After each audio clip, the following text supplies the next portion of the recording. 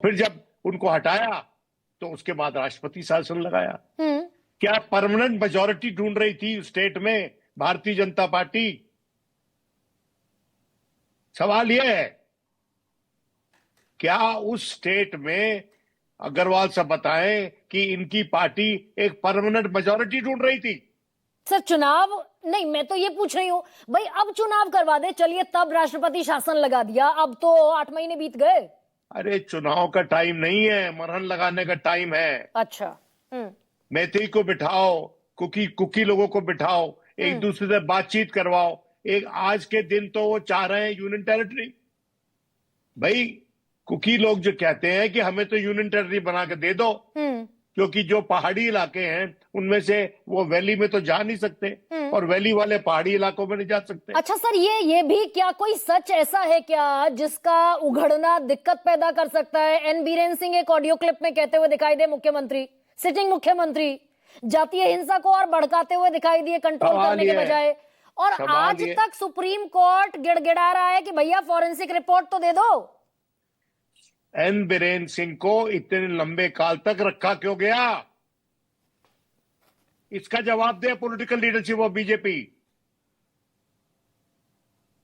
और हमें संदेह है कि भारतीय जनता पार्टी वहां पर एक परमानेंट मेजोरिटी ढूंढ रही थी, मैतेई लोगों के साथ अपने आप को आइडेंटिफाई करके। नहीं, लेकिन बीजेपी जिस अंदाज में सर कहती है कि भाई ये तो लॉन्ग प्रोसेस है और इसमें कांग्रेस का भी कंट्रीब्यूशन है।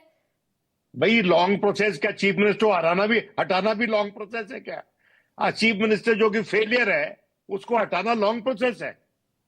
आप उसको हटाइए, राष्ट्रपति शासन एकदम लगाते हैं आप और अपने कंट्रोल में रहते, लेकिन आपने उस आदमी को वहां पर रहने दिया। नहीं, लेकिन क्या इसका ऑल टाइम सोल्यूशन वाकई डिफिकल्ट है क्या? कांग्रेस भी नहीं ढूंढ पाई, अटल बिहारी वाजपेयी नहीं ढूंढ पाए।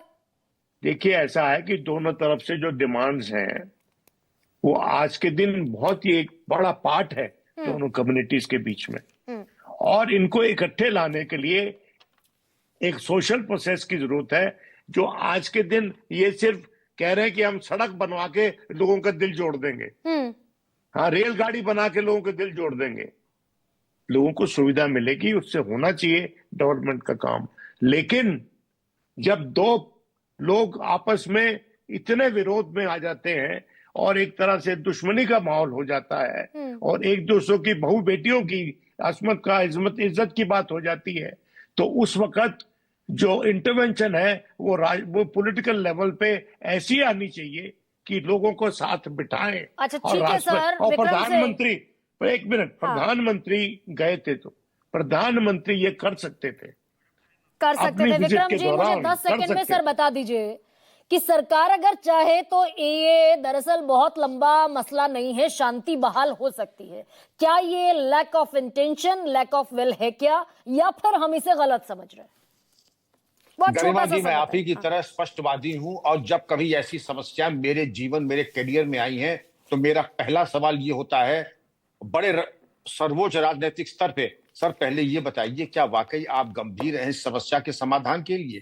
अगर समाधान के लिए गंभीर हैं तो हम उसका समाधान देंगे, और मैं कर सकता हूं, और ये हम लोग कर सकते हैं 6 महीने के अंदर।